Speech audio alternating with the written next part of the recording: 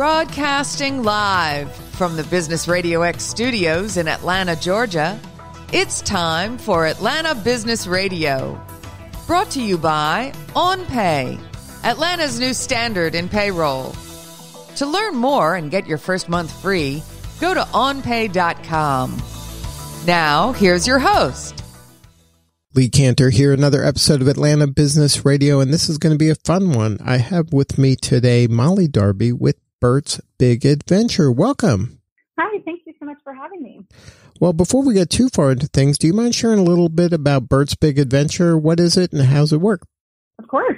So Bert's Big Adventure was founded in 2002, and we're headquartered right here in Atlanta, but we are in about 26 markets across the U.S. And what we're known for is taking children with terminal and chronic illnesses to Walt Disney World once a year.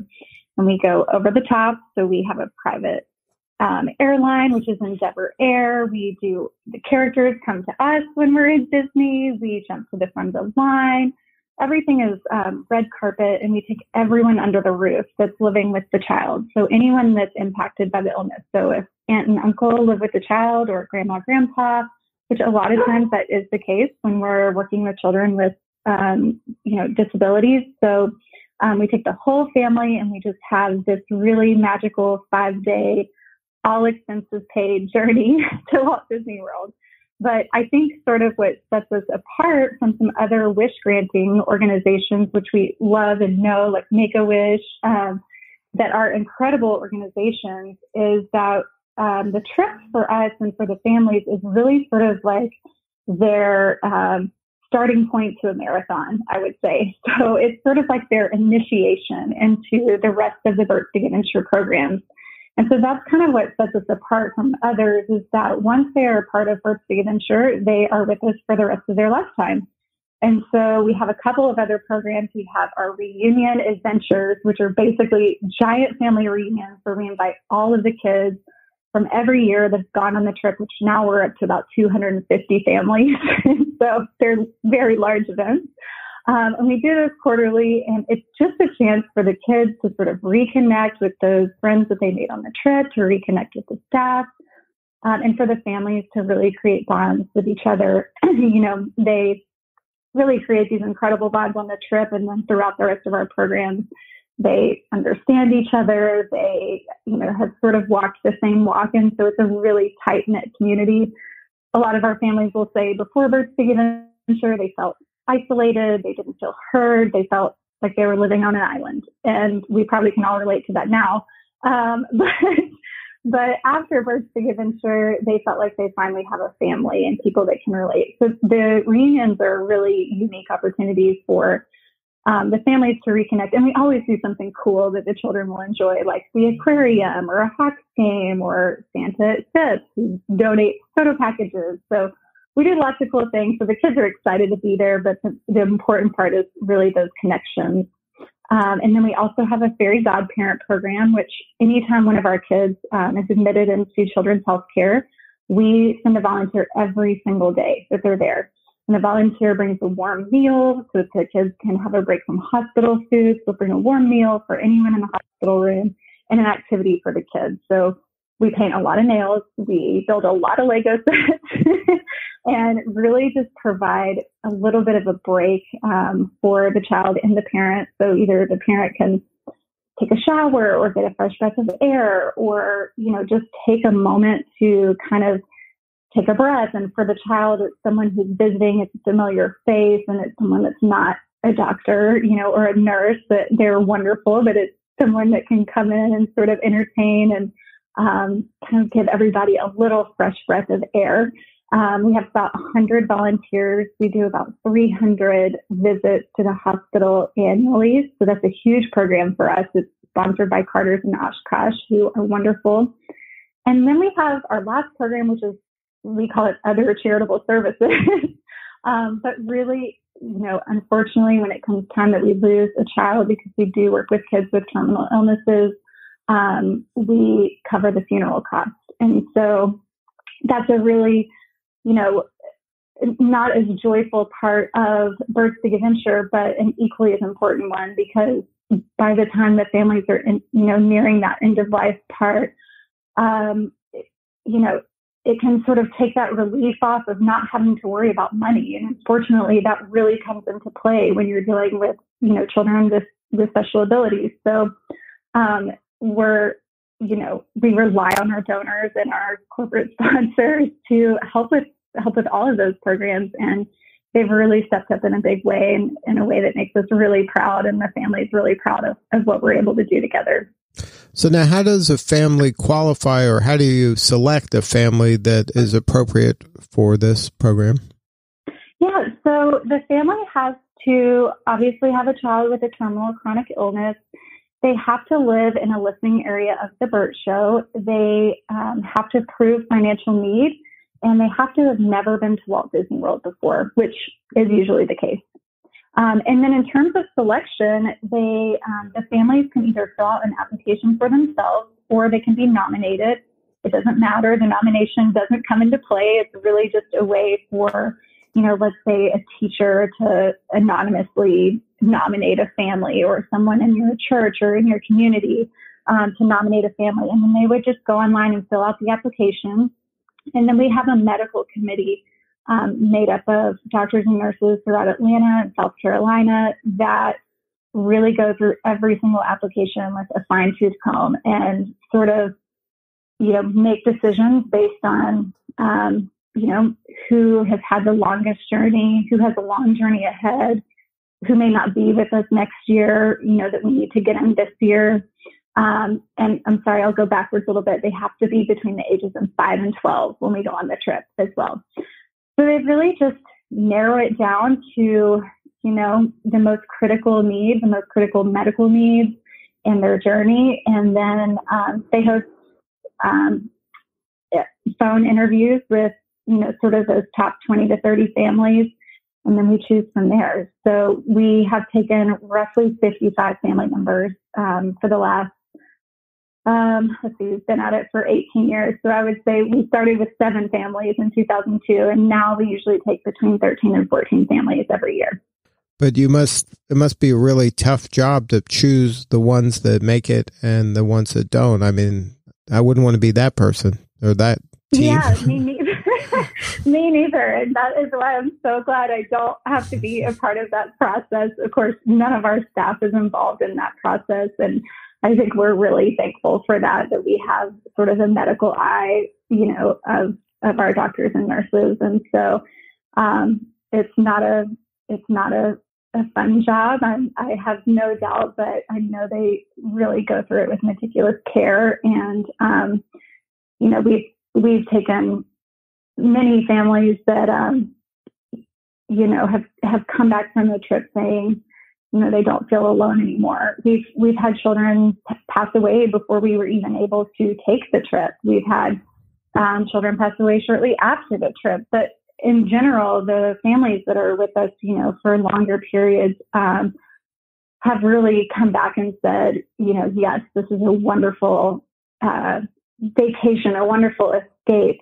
But more importantly, they came home with these connections. And I think, the community has really become the biggest part of what we do. And so, when I say we're known for Disney World, we are, that's sort of what sparkles, and that's sort of the excitement and the joy of everything that we're able to do. But there are also so many other programs that we have, that really extend to the family to be a support system and a community for these families out, instead of just this quick escape, just kind of one and done escape. So we're really proud of, the supporters that we have, that we're able to have these programs and we're able to support these families for a lifetime. Now, when a child does pass, is there a way for the family to still stay connected to the community? Is there any kind of support after that? Absolutely. They are still invited to all of our events. And a lot of the families do continue to join us and do continue to stay in touch. We have, other kind of smaller measures. We have a private Bert's Big Adventure family community page where the families bounce ideas off each other, talk about health insurance, talk about doctors, talk about diagnoses. And so they really keep in touch that way as well. And then, on top of just our quarterly reunions, we have so many other events where the kids can get together.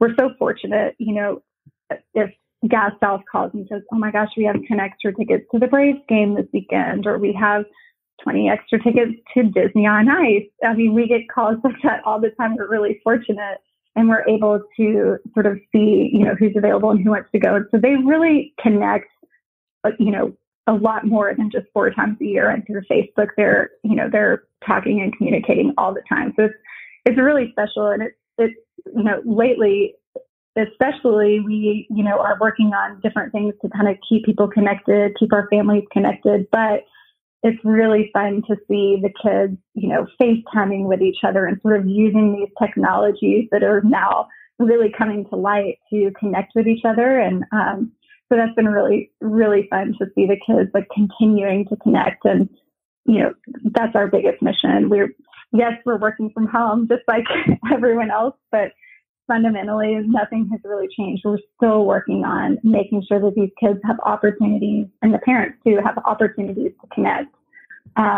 We recently started the Bert's Big Adventure Book Club. So on our Facebook page every day at 10 a.m., someone from our staff or one of our volunteers goes on and reads to the kids every single day. And it's just a familiar face, gives the parents a moment to grab a cup of coffee or take a deep breath, give the kids 15 or 20 minutes to see a familiar face and bring a little bit of joy to the day.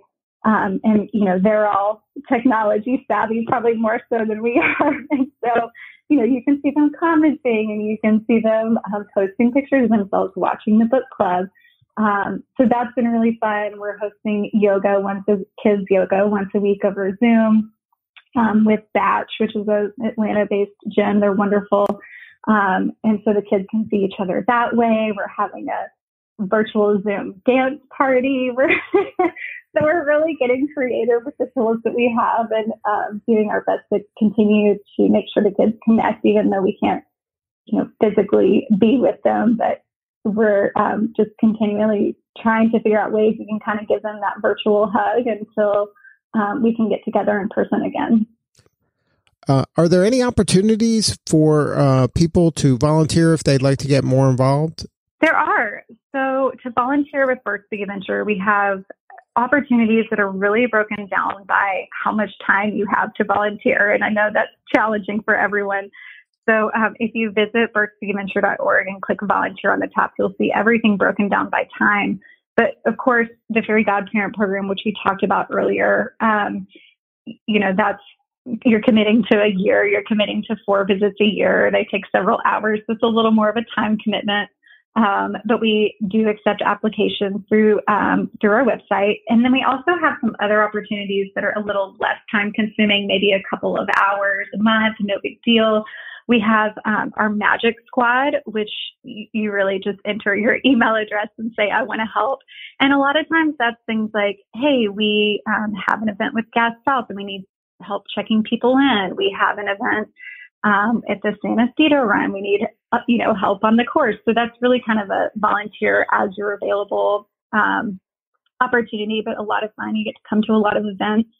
And then we also have our skills sharing, which is a really unique opportunity. And you probably see nonprofits really heading in that direction. But I mean, as a nonprofit, as any nonprofit, you're running on very thin margins, trying to put as much money as you can towards programs. And so this is really a way to share your knowledge and talent. And so it's not as glamorous as, let's say being with the kids and hanging out at the pool or helping us at events, but it's a really impactful way to help a nonprofit by offering your talent, whether that's being financial advice, whether that's being social media advice or editing or really almost anything. Nonprofits are a business just like everyone else. And so we need those talents and can really benefit from those. It's a very impactful way to help. So you can sign up for skill sharing on our website and you really just put in your name and say, here's what I'm good at and here's how much time I have. And 9 times out of 10, we'll reach out and say, oh, we could use this. We didn't even know we could use this. So that's a really unique way to help. And then we also have our social sidekick program, which really, I'm sure everyone knows social media is so important for us. And as a nonprofit, we don't like to spend money on ads, and we don't like to promote things unless, we absolutely have to. And so kind of enlisting these social sidekicks to make sure they're following us and making sure they're leaving comments for our kids and encouraging our kids, or, just saying simple things like, that's a beautiful smile, or, so good to see you. It really sort of helps our social media presence and helps us really get the message out and really let the community know about our kids and what they're struggling with and how we can help them and how we can encourage them. So that's a really easy one. It takes, 10 seconds a day pretty much. But we love our social sidekicks. They're so helpful. And then, of course, last but not least, just shopping through Amazon Smile. Amazon Smile is such a wonderful program. It doesn't cost you anything, and you're still paying the same amount. We're just getting a small portion from Amazon Smile, so anyone can do that. You just go to smile.amazon.com and select your charity, and hopefully you select Bert's Big Adventure. And the volunteer opportunities, those are for people of all ages. You can be a kid and do a lot of those things too, right? That's exactly right. Really, the only age, where we kind of cap the age is the Fairy Godparent program. And that really is just in line with children's health care policies, so you have to be 18 or above. And you do have to go through a training program and a background check, just like you would get your flu shot, just like you would with children's health care. And so we abide by those rules, but really all of the other opportunities are open for all age groups. And we really welcome that and have really learned that sometimes the young and young at heart tend to be really great, ambitious volunteers. And so we love that. So if somebody wanted to get more involved, to donate or nominate a family, what's the website again? It's bert'sbigadventure.org, and Bert is with an E, so BERTS, bert'sbigadventure.org. You can see pictures from all of our trips, from all of our reunions. You can find out more about volunteering. You can donate, of course, if you feel inclined. We have an annual magazine that we put out that you can actually view online. But if you go to our website, you can really see right there on the homepage kind of what we've been up to, what we're working on. And then if you dig a little deeper, you can see pictures from our trip and videos from our trip and from our reunion adventures and pretty much all of the events where we have the kiddos out and about. So it's sure to make you smile. Well, Molly, thank you so much for sharing your story and letting us know about this important work that you're doing. That's bert'sbigadventure.org. Molly Darby, thank you for being part of the show. Thank you. All right, this is Lee Cantor. We will see you all next time on Atlanta Business Radio. Today's episode of Atlanta Business Radio is brought to you by OnPay, Atlanta's new standard in payroll. To learn more and get your first month free, go to onpay.com.